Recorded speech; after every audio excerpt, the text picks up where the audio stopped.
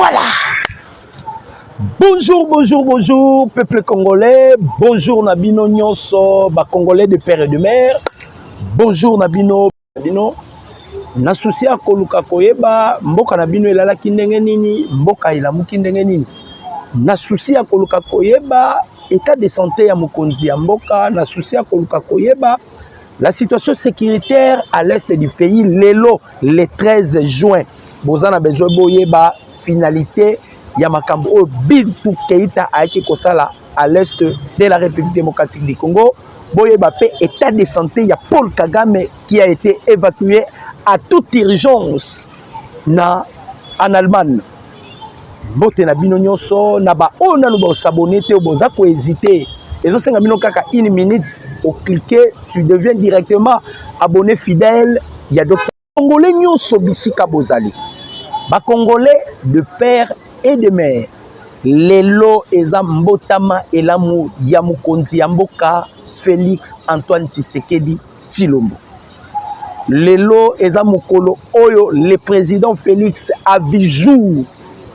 Eza mukolo oyo maman Marthe Kasalo.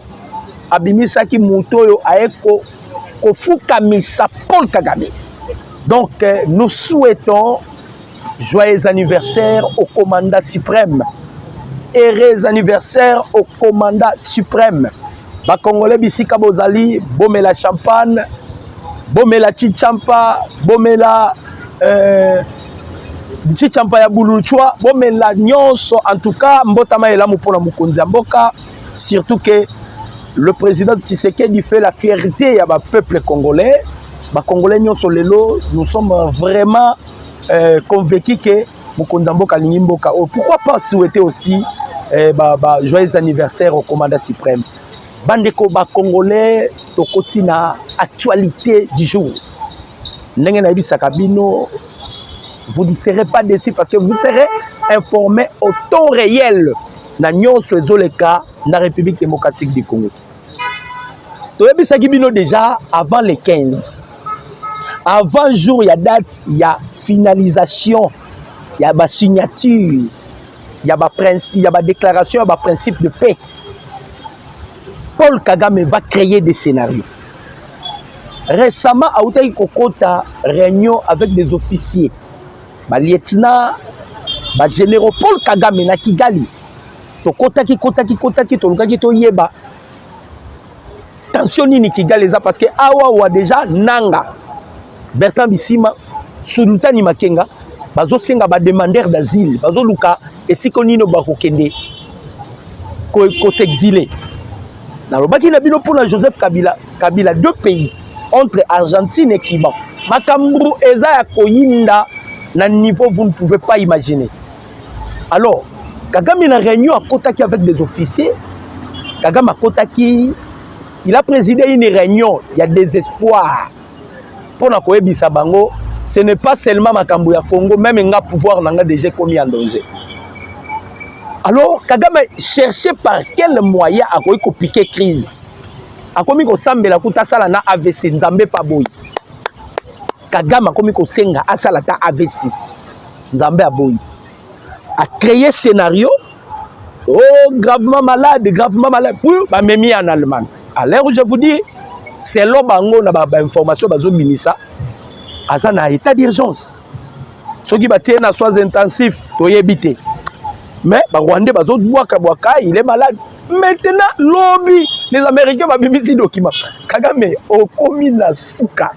Ah, président Tshisekedi, bandeko ba Congolais, ah non. Le président Tshisekedi, personne n'a si. Même moi personnellement, je sais que Dieu utilise des gens, Dieu peut travailler. La imaginer, mais c'est ça Dieu.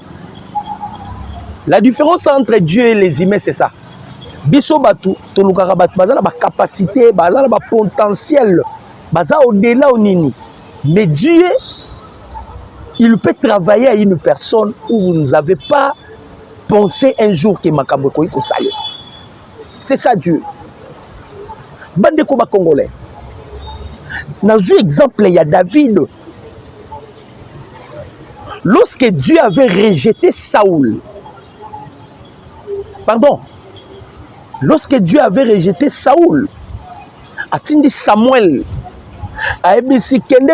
Saoul, moi je lui avais dit, l'obéissance vaut mieux que les sacrifices. Il se sacrifie, mais il ne s'obéit pas à ma volonté. Je l'ai rejeté. Dieu avait rejeté Saoul, mais il était encore roi. Boyo keloko bandeko ba congolais. Nzamba tindi Samuel kende ko bisa Saoul kenga na rejeté, mais il était encore roi. Mais quand Dieu voulait maintenant susciter David, vous savez que prophète Samuel a tâtonnaki pour l'élection à David. Samuel avait tâtonné. Nzambe tindi Samuel kende na libota ya Esaïe. Ezala mutu moko azala na fonga na wendre. Samuel est allé voir le père de David. Yelanga ibana na onyoso. Samuel, lorsqu'il a vu Shima, le grand frère de David, a dit, ah, oh, ne, Nzambe alingi.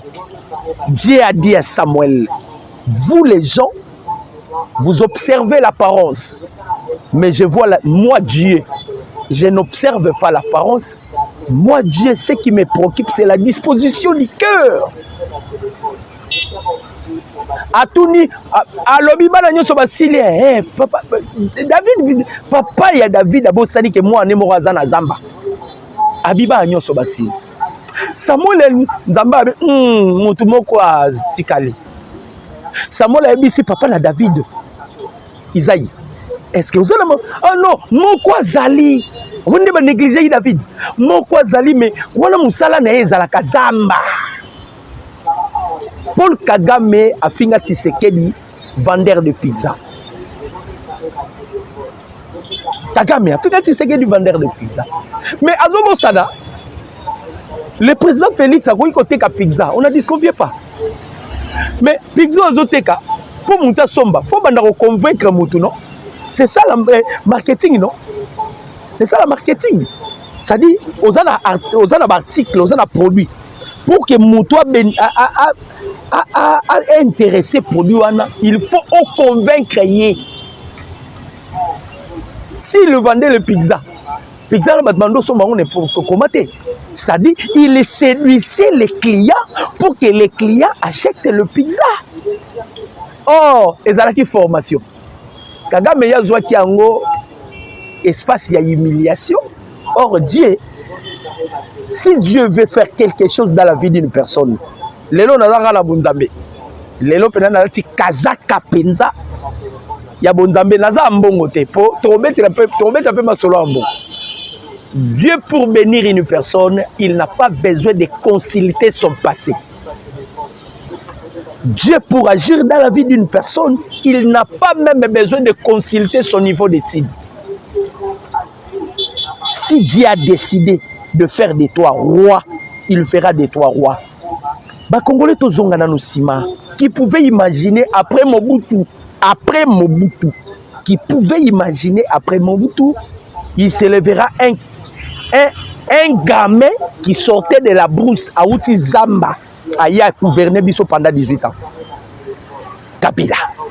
Kabila être pouvoir dans ce pays, c'est un miracle. On avait des moboutistes qui, oh, bah, tanga, et belé, mais Kabila Bimina Zambaye a commis président. Qui pouvait imaginer? De la même manière, le président Tshisekedi Aye a coupé sa fausse note. Kagame a lobi tala zoboyo. Lelo Kagame a commis koluka azwata AVC. Vous savez ce que les Américains balobi pour la santé na? Je vais y arriver. Parce que à créer et loco, l'objectif est ça, à qui ma date précise. À qui ma date wana. Les Américains balobi na Kagame. Toko kwaya na ba jeune yote 2024, le 15 décembre 2024, Kagame a joué scénario wana na Angola. Kagame il avait joué ce scénario en Angola. Bah comment qui prêt basa la harmonisation. il y a accord au fallait qu'il va signer feuille de route à Luanda na Nairobi. Kagame a créé circonstance. Oh non, tu sais que il y a un ko ebisa batunga na eto okutanaka na lola. Alors je dois honorer ma parole à Tshisekedi na okenangola te. Ngana photo kutana lola akimaki. Mais cette fois-ci les Américains baza déterminé balobi bakokwe ya na ya Kagame te. Bakokwe ya na ja Kagame te. Babimisi déjà à ce qui concerne l'état de santé ya Paul Kagame. À ce qui concerne l'état de santé à Paul Kagame, balobi boye. Kagame, le 29 mai, tu as effectué des voyages. Il y a 8000 km. Récemment, vous avez présidé une réunion. Tant que vous avez Kagame, na ba réunion, makamunyo so Kagame Salaki. Makamunyo so Kagame Salaki avant qu'il tombe malade. Kagame, il se sent pena que non, il est bloqué. Chers Congolais, même film Yesu, et Bandara Pessilaka.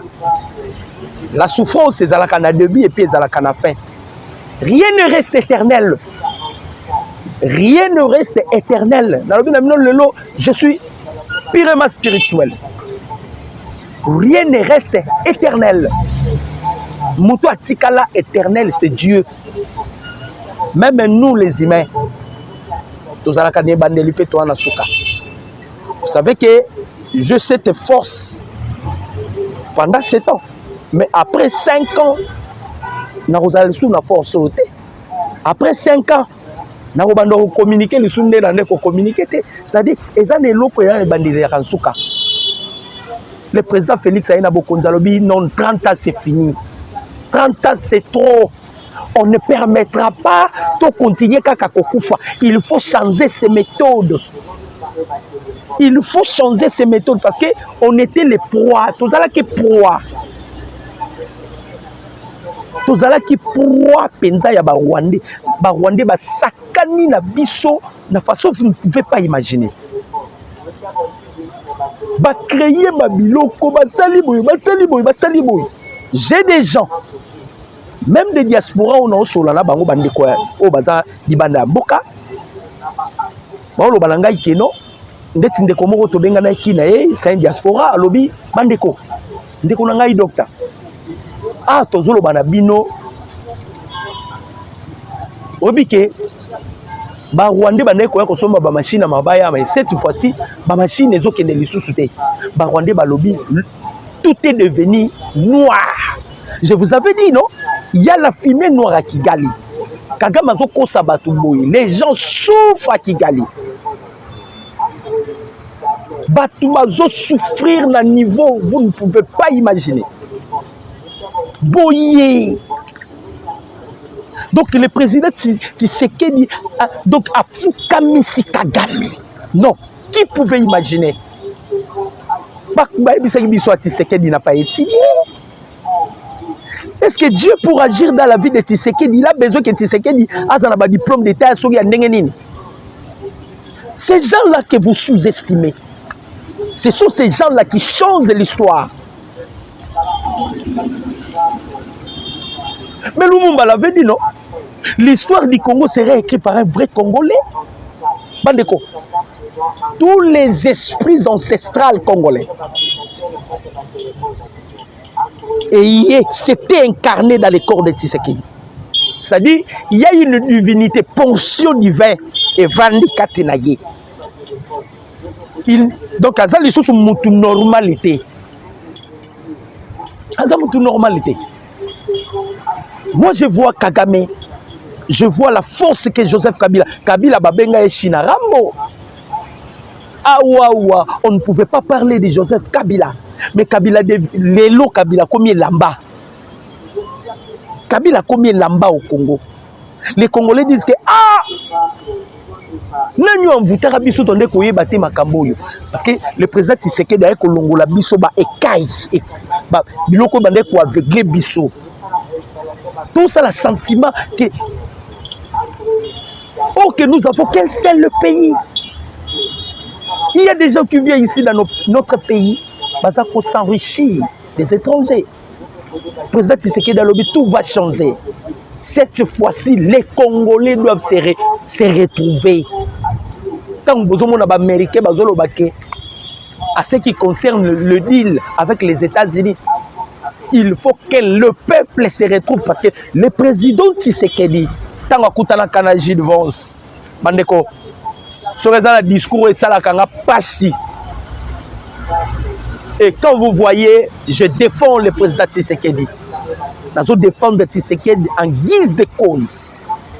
Bandeko, le président Félix Tshisekedi a koutani na vice-président des États-Unis d'Amérique, Gilles Vance. Bakoutanaki na Munich. Le jour où le chef de l'État effectuait ce voyage, c'est le même jour qui Bukavu et Koyaki. C'était la chute de Bukavu. C'était le même jour. Le jour que le chef de l'État effectuait ce voyage, c'était le même jour Bukavu et Koyaki. Le président Félix a accueilli na Munich en Allemagne, à Koutani, le vice-président des États-Unis d'Amérique.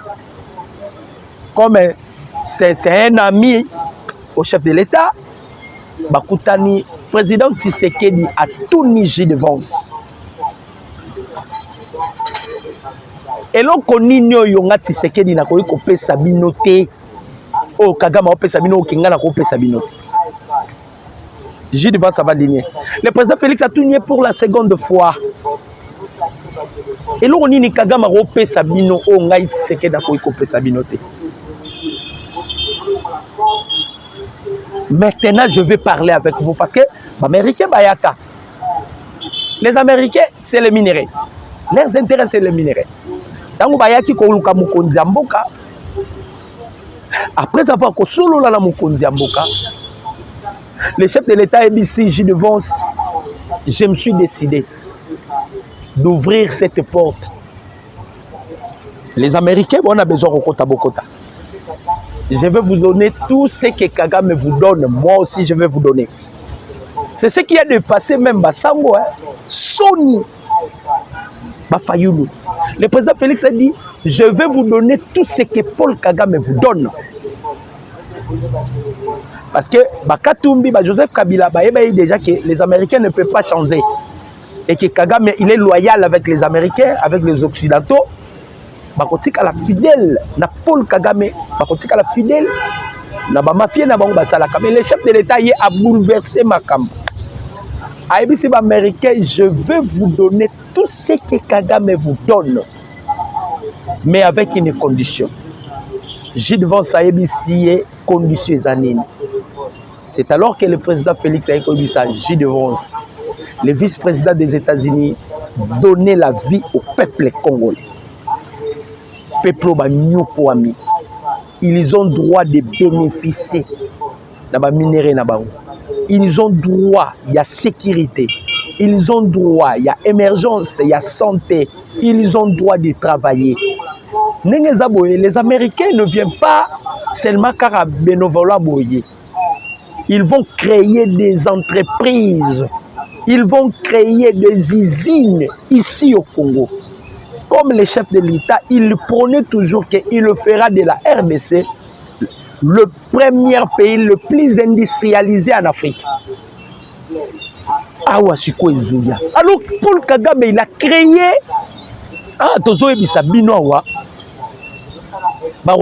Kagame, il est entre la ville. Dieu ne le permettra pas que Kagame okufa. Kagame, toi, tu ne mourras pas. Kagame, toi, tu vas signer et tu vivras de tes yeux comment on va arrêter Joseph Kabila. Parce que tant qu'on va tourner, mais c'est Joe Biden. Pour un problème, il y a Joseph Kabila. Joseph Kabila dépend du gouvernement congolais. Je vous avais dit ici, non? Nanga lobby à l'Eli. Obi nanga zole la ponani. Vous comprenez que les deals, on parle que du Rwanda et de la République démocratique du Congo. On ne parle pas de M23 ni de AFC. Est-ce qu'on a Kabila nanga ba oyebate? Kabila kati yemo kwa kati conciliation. On l'a pas à Kabila, on l'a pas dit à Kabila de rompre ba scénario yemo kwa kati conciliation. Vous savez, voilà les images. J'espère que vous avez vu les images. Image wana oyo bomoni batunde bazo ba soda rwandais ba obima. Bandeko, bato bazwa ki yango ba aventure. Président Félix, il avait déjà célébré la victoire de cette guerre. En avance. Mais comme Herman Cohen a toujours dit, Tshisekedi il est mal compris. Pourquoi? Parce que politique est dit moni. Si un professeur donne les enseignements le plus élevé, je vois que bateau bazarana se se retrouver. C'est ce qui s'est passé avec le président Tshisekedi. La politique est tellement licolo. Les Bakameroyo, ils pensaient que qu'on maîtrisait politique. Mais Bakamere, on se retrouvait les sous-soutés. Politique est tellement licolo. Enfin, le militaire rwandais Bazobima. Bomoni bango déjà, na imaginer Bazobima. Na Minembwe, ba réfugiés Bazobima. Les réfugiés Bazobima. Na Minembwe. Eza blaguité. Nenge to ebisaki bino 30 ans, c'est fini. Et coquille, ton côté est sous koufaté. Maintenant, l'obina na Washington entre Olivier Nduringerero na Mama Thérèse Kayikwamba ezalaki opesi mbwa boy. Oyebi que la RDC vient de donner encore une autre condition. Condition ya liboso ya retrait avant la signature des accords. Provenait de Mama Thérèse Kayikwamba, c'est elle qui a eu cette initiative. Oh non, tu signer l'accord, Goma na Bukavu n'est pas encore libéré. Non, on ne permettra pas. Avant qu'il y ait signature des accords, il y a un principe de paix, il faut Goma na Bukavu et ça la libérer. Lobby a passé les sous conditions. Et loko omoni elelisi nanga, elelisi kabila, elelisi bango, lobby ba leli, bananga affaibli. Yango na tout na Pierrot Louara. Tension ndenge nini Pierrot Louara. Bibi Kapinga. Bibi Kapinga, maman Bibi Kapinga, MMTV. Tension ndenge nini. Bobetaki maboko Kabila ye conciliation. Kabila ye conciliation. Tosuki wapi. Tosuki wapi. La personne que vous insultez, vendeur de pizza, Asilisi Bitumba. Ce grand homme que vous avez tant insulté. Non, Denise, on a mis ça image. Tout ça, c'était pour aveugler le peuple congolais. Quel sera maintenant le sort? Il y a Francky Diongo, Rex Kazadi. Beaucoup n'y a pas de Congo qui sous-souté. C'est ce que dit Salobaki. Il y a ceux-là qui vont jimeler Congo dans ma jimelle. Nalobi na zoe bisabi no conditions. Oh, Mama Thérèse Kayikwamba a pessi. La RDC, parce que c'est elle qui représente la RDC, lobby à Washington. Olivier Nduringerero a jeté l'éponge. Il a jeté l'éponge, affaibli. D'ailleurs, Aolinga Ruta Sengana démission. Azolinga Sengana démission parce que bah sentir que donc bah sala ba blague, mais bah ko kutana na politique qui a niveau élevé. Niveau le plus élevé. Quelle est la condition de la République démocratique du Congo? Bon, quand il y a Rwandais, bon, biso tolo se retirer, mais tolo se ngapé RDC, ba lever état de siège. Oh, mais vous ne savez pas que quand on signait des accords, le premier point sur le principe, il y a ma déclaration de paix. C'était quoi? Le respect, il y a souveraineté. Et le respect et l'intégrité territoriale, c'est-à-dire les Rwandais, vous ne pouvez pas s'ingérer dans Makambu ya Congo. Mais pour tout brouiller le système, parce que il faut qu'il y ait un dialogue direct avec les M23. Là aussi, vous devez le savoir. Ce qui est négocier dans le M23, on doit négocier pour participer à la démobilisation, na cantonnement et na désarmement. Et c'est là qui seront bénéficiaires. Yango na lobi na bino eza parmi eza conditions au République démocratique du Congo pesi lobi na Maison Blanche sur la redevabilité. la condition par laquelle Maman Thérèse Kayikwamba Pessi, c'est la redevabilité. C'est-à-dire, tous ceux-là qui ont commis des crimes, il faut qu'ils soient poursuivis. Et ça, c'est que Obama qui va Congolais na Tongo, les lots basent une négociation, bénéficier na admissi, na admissi moko boye, lobby comme ministre. Là, et qu'on permettre les sous lobby Congolais moussou soit sous Manduki, à qui a Kotizamba, à Sali Rébellion, à Ebike, Boroya les sous la négociation, il n'y a pas aux postes. Et qu'on sait que les sous Congolais moussou à Kessala. Alors, Maman Thérèse Kayikwamba Lobby, c'est là qui bénéficieront à admission les Américains, Bazo Senga, Bazo supplier peuple congolais. Ce sont ceux-là qui ne sont pas sous embargo ou sous sanctions américaines. Nanga, a bénéficiaire parce qu'il a été déjà condamné à mort. Yango Bo Monaka, une forte délégation, il y a Biden, pendant que Biden il était en exercice aux États-Unis, a Tindara américain, Bayaka plaider au ballon la peine de mort à Nanga. Parce que Bayebi que Bangonde Bazalaki na kati ya pou. Tu sais que tu peux tellement ça, sera lobby déjà non. De Kolanga. Maman Denise en a raison, Denise Zakero. Notre première dame. Abi Moubali nanga soka lobby non. Atabo mati bokiti. Baya awa basengela nanga, le chef de l'État avait refusé catégoriquement. Refusé catégoriquement. Maintenant, Kwamba Abeti Siko, c'était sur la redevabilité. Mandeko. Na Virginie déjà, des sénateurs, Babinisa qui résolution 38. Basenga ki balobi ke bayenyo so babomi na Congo. Bakozala, bakotika la impunité, il faut qu'il soit bazala puni. Il faut que la justice les poursuive. Kayikwamba les sous Betina, c'est un gars sur la redevabilité. Ça bouleverse des choses. Nanga zomitu na kokende wapi. Je vous ai fait voir les images. Bintou Keita Kei po ebisa bango ke awawa, c'est son général les Oya. Je dois aller rendre compte. Bobima, soki bobimité, les États-Unis va s'en occuper. Et qu'on allait sous-bissoter. Et qu'on allait sous-bissoter. Les États-Unis vont s'en occuper et qu'on allait sous-bissoter. Donc, Bossala na lombangu, Bossala na lombangu, Bossala na lombangu. Azoluka s'est débarrassé parce que Makamboza précieuse à Makasi. Précieuse à tellement à Makasi où vous ne pouvez pas imaginer. Nous, Monique est commis.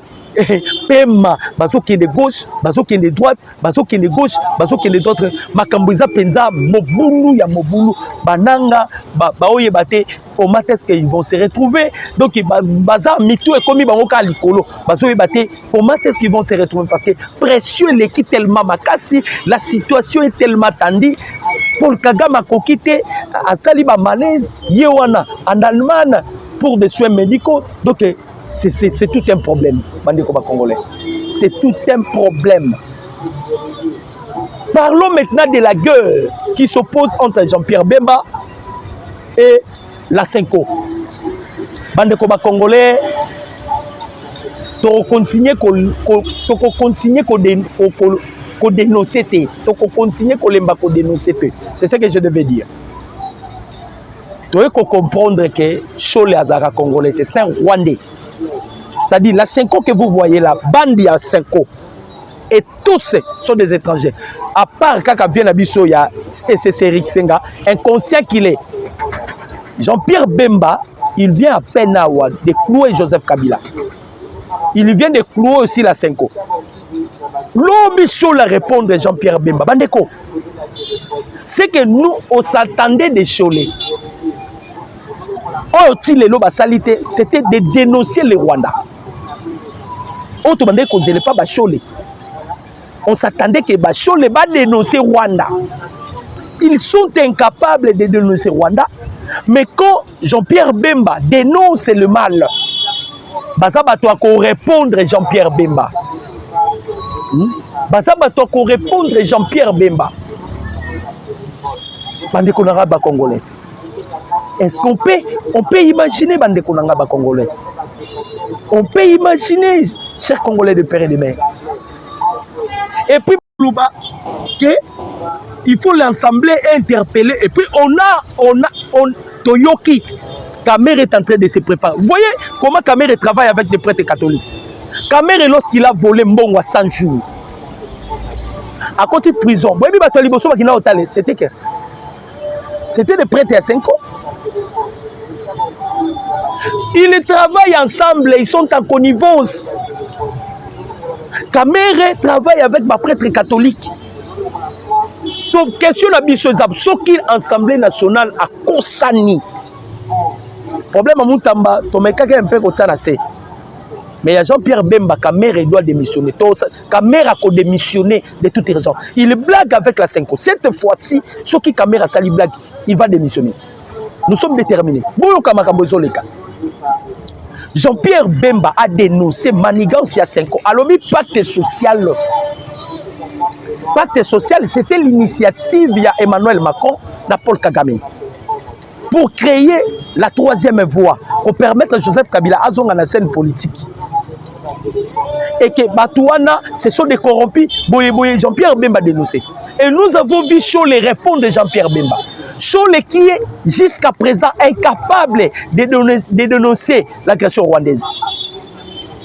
Cholet, Bazabe incapable de dénoncer l'agression rwandaise.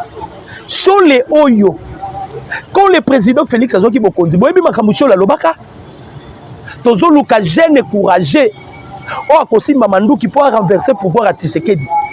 On a interpellé Cholet dans la justice, on a arrêté Cholet, mais pourquoi vous voulez interpeller Jean-Pierre Bemba?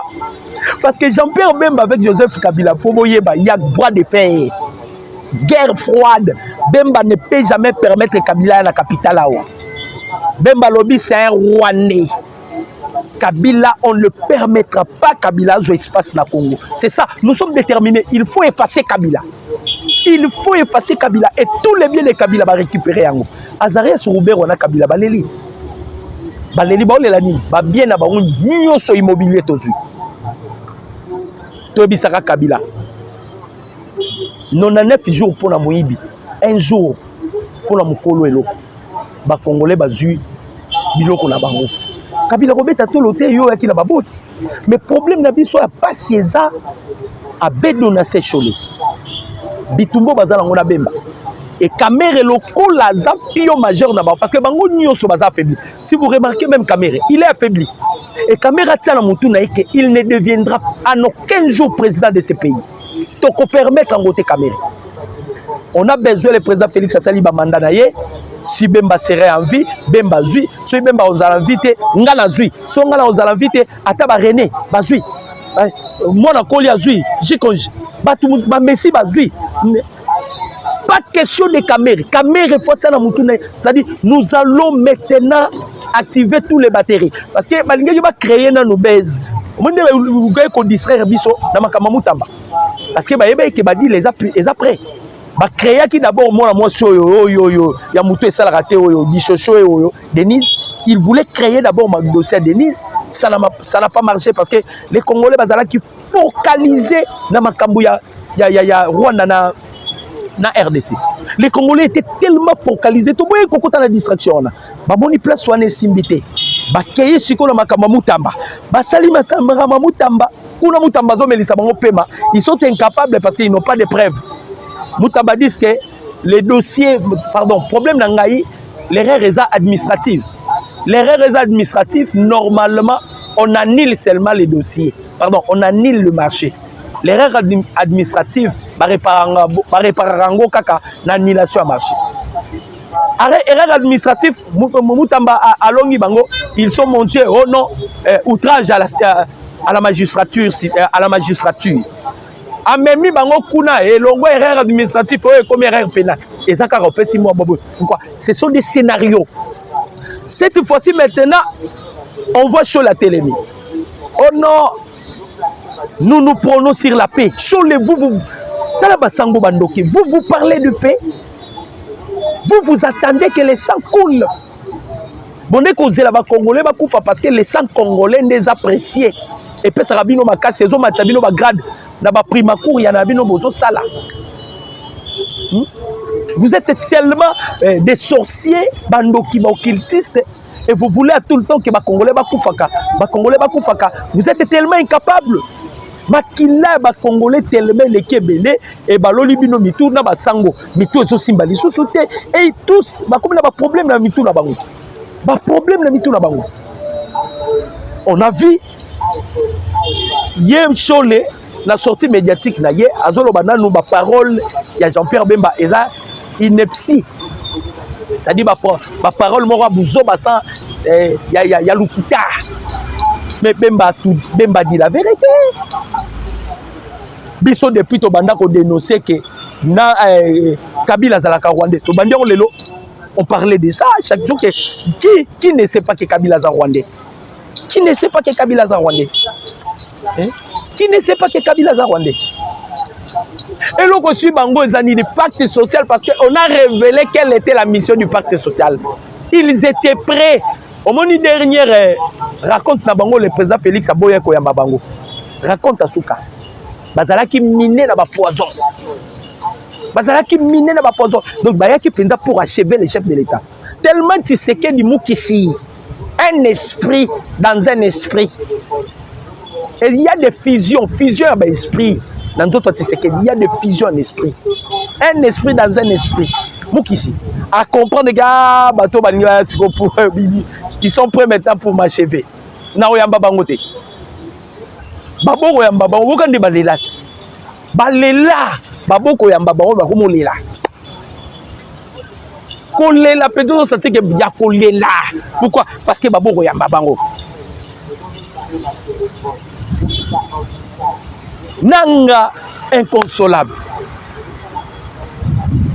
Bertrand Bisimwa donc ba mimoni pena que non Zambo to sala ya pamba bari magie. Ba mitali balobi nzambe na biso.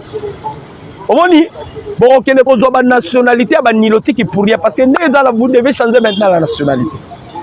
Peut-être Katumbi a tourné, il a ni passeport congolais. C'est-à-dire le président Félix a na musala ko zongisa mutu na origine na ye.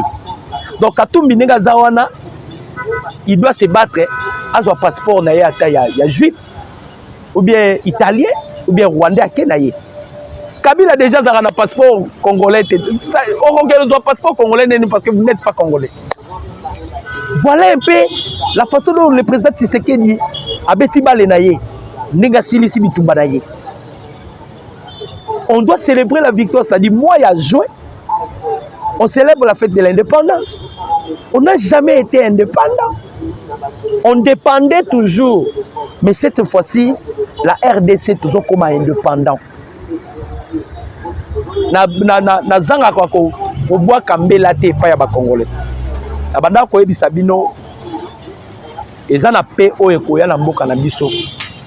Et qu'on a envié na ba pays eza libanda. Na zonga ka pa bande ko na ba diaspora. Je vous aime beaucoup. Bande ko ba diaspora bozonga. Bino bozo hésiter. Botinda ta ba mbongo na ba famille na bino basombela bino mabele. Bozala na ba espace na Congo. Bandeko batu bakowele la Congo. Babandi de yakowele la. Voyez pas les Américains balobi bazo accélérer makambo na lombangu. Babi toko kwea na ba G ya Kagame te to yebi ba G ya Kagame. Bazo ko accélérer makambo na lombangu parce que les choses bougent. Les choses bougent bandeko ba congolais. Botikala na distraction te. Makambo ezandenge ezalaki te le président Tshisekedi a bouleversé makambo. Tshisekedi a changé ma donne. Tshisekedi a bouleversé makambo dans dimension vous ne pouvez pas imaginer. Kagame a commis kokosa na maladie. Tobi si Kagame wala ko ba américain de balobi. Soki ko sengo tambola na chaise roulant na ba soins attentifs na monoko. Na nini ba mai nde ba zongisa tu mai. Ba yena yo oye pena tu participes à la cérémonie, il y a signature parce que Donald Trump c'est lui qui sera maintenant na kati. Lobby Zalaki Marco Rubio na le deux ministres Mama Thérèse Kayikwamba Wanner et Olivier Nduruguerrero. Marco Rubio Zalaki na kati de Thérèse Alobi, il faut maintenant qu'il y ait la redevabilité, c'est-à-dire cette fois-ci on doit procéder maintenant à la poursuite judiciaire. Chers Congolais, c'était avec plaisir de partager ce numéro de décryptage ensemble avec vous. Bandeko ba Congolais, Nzambe apambola bino. Mon numéro c'est plus 243 89 63 95 965. Joyeux anniversaire au commandant suprême Félix Antoine Tshisekedi Tshilombo. Je dis et je vous remercie. Ciao.